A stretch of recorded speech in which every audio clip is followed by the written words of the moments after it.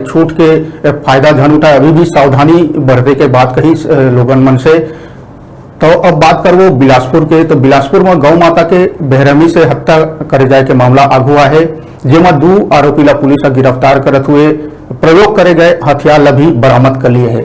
बता दें कि बिलासपुर शहर के सरकंडा थाना क्षेत्र में एक बछड़ा के अवशेष पाए गए से, जेकर सूचना राम सिंह ठाकुर द्वारा थाना में देहे गई से पुलिस ए शिकायत में मामला ला गंभीरता से लेवत हुए तत्काल टीम बना के आरोपी मन ला पकड़े बर जाल बिछाईस, जेमा सरकंडा पुलिस सफल भी रही।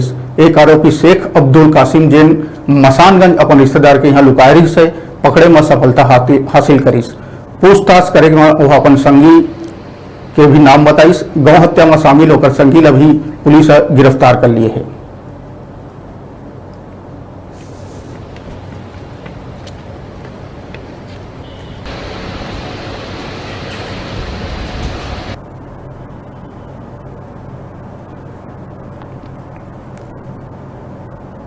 मामले की गंभीरता को देखते हुए इसकी सूचना जिले के पुलिस अधीक्षक तथा अन्य वरिष्ठ अधिकारियों को दी गई, जिस पर अधिकारियों द्वारा तत्काल कार्रवाई कर आरोपियों की गिरफ्तारी करने के निर्देश दिए गए थे।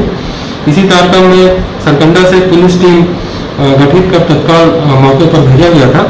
मौके पर पूछताछ करने तलाश करने पर आरोपी जो है अपने घर से फरार मिला। इसी बीच जो है सूचना मिली कि आरोपी शेख अब्दुल कासिम अपने परिजन के यहाँ राजेंद्र नगर मसानगंज एरिया में कहीं छिपा हुआ है। सूचना मिलने पर तत्काल पुलिस की मौके पर जो घेराबंदी की, जिस पर आरोपी पुलिस को देखकर घर की दीवार के पीछे से भागने की कोशिश कर रहा था, जिसे दौड़ा कर पकड़ा गया।